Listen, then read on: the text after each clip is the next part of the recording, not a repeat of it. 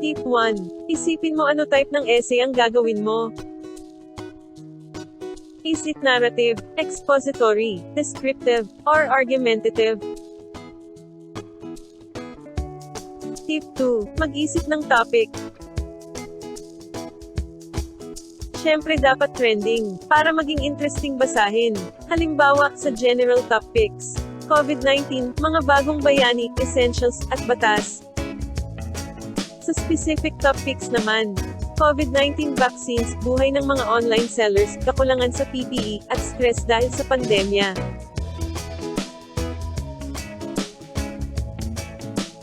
Kung gusto mo naman ay kakaiba, maaari mo ring talakayin ang pagbagsak at pagbangon muli ng ekonomiya. Pag-asenso sa likod ng kamera, at marami pang iba. Pag naman may given topic na, mag-focus ka lang dun, huwag ka masyado lalayo sa subject matter. Para hindi malito yung magbabasa kung saan talaga tungkol yung essay mo. Tip 3. Gumawa ka muna ng draft. Para malaman mo kung paano isasaayos ang iyong mga ideya.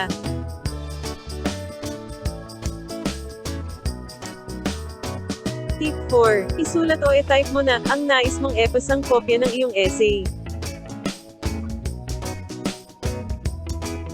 Sa ganitong paraan, mas mapapadali ka ng makapagsulat ng maayos gamit ang iyong draft. Tip 5. Suriin ang gawa kung may minor errors tulad ng grammar, punctuation, originality, at iba pa.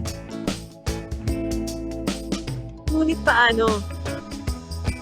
It's time for your bonus tips. Tingnan lang ang description sa ibaba, at may nakalagay doon na links.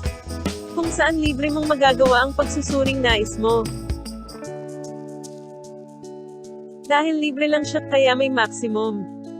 Pero pwede ka naman mag-enter uli pag na-check na yung una mo nilagay.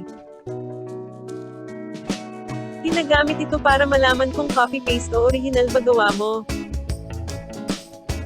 Dito naman kahit di ka na mag-sign in, maaari ka na makapag-download ng libreng mga libro, naka-PDF format bilang iyong references kung sakaling kailanganin mo.